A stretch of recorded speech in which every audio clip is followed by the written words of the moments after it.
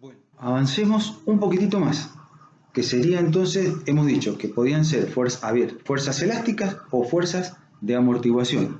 Vamos a las elásticas. Entonces quiere decir que yo puedo considerar que ante una deformación que provoque esta masa, que está excéntrica, esto va a una deformación considerando un punto de equilibrio.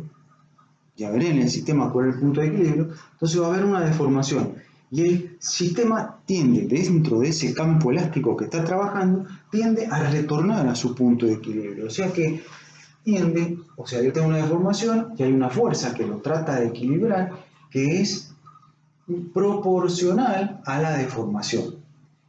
Y acá estoy imaginando que el sistema se comporta como un resorte perfecto, pero en realidad no es así. O sea, pudiera ser que tuviera un comportamiento simétrico, o sea, en un sentido va y en otro sentido vuelve, pero es simétrico. Podría ser que fuera no simétrico, o sea, va con una función y vuelve con otra función. ¿Y eso cómo lo voy a estudiar? No me voy a hacer problema. ¿Por qué?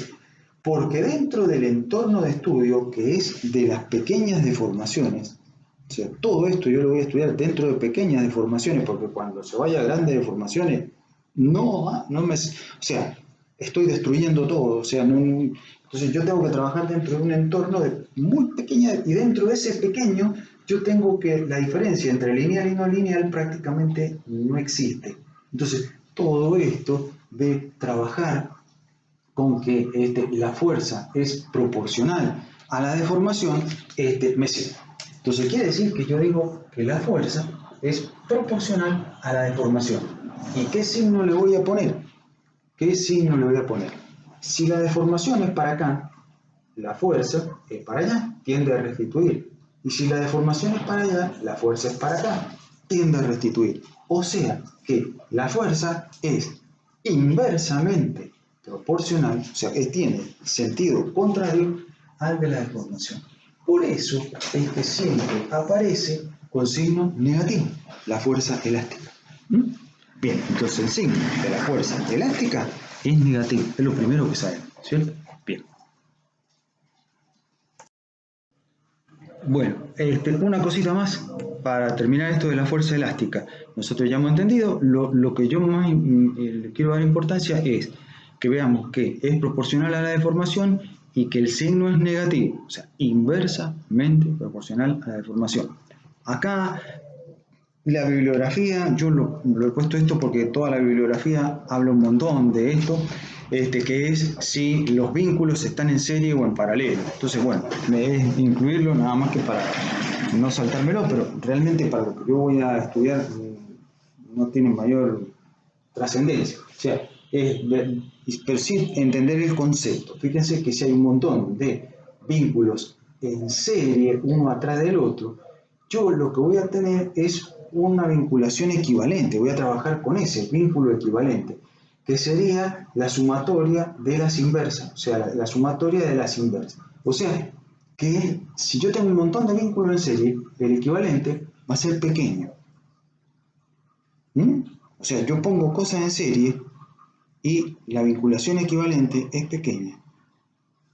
Ese es el concepto que quiero que quede, porque va quedando abajo del denominador. En cambio, si yo pongo un montón de cosas, vinculaciones en paralelo, el K equivalente va a ser la sumatoria de los K1. Va a ser muy grande. Cuanto más ponga, más grande va a ser. ¿Ven? Entonces, lo único que pretendo es que quede claro que si pongo un montón de cosas en serie, la vinculación es pequeña. Si pongo un montón de cosas en paralelo, la vinculación es muy grande. O sea, estoy rigidizando muchísimo el sistema. Nada más, por ahora. Vamos entonces, en el otro, vemos lo que hace a la fuerza amortiguadora. Bueno, entonces la fuerza amortiguadora, a ver de dónde sale esto de la fuerza amortiguadora. En realidad, entonces primero que nada hay una fuerza elástica que tiende a restituir el punto de estudio a donde estaba, antes de que antes de la deformación. Y aparte, hay un rozamiento interno de las partículas que componen todo el sistema. Este rozamiento puede ser un rozamiento seco, como acá, ¿cierto? En donde la fuerza de roce va a ser nu por n. La fuerza de amortiguamiento por rozamiento va a ser nu por n, ¿cierto? Va a ser entonces, va a depender de la posición. Pero, en realidad, lo que yo tengo es realmente un rozamiento entre partículas viscoso. Es como si estuvieran vinculadas a través de un aceite.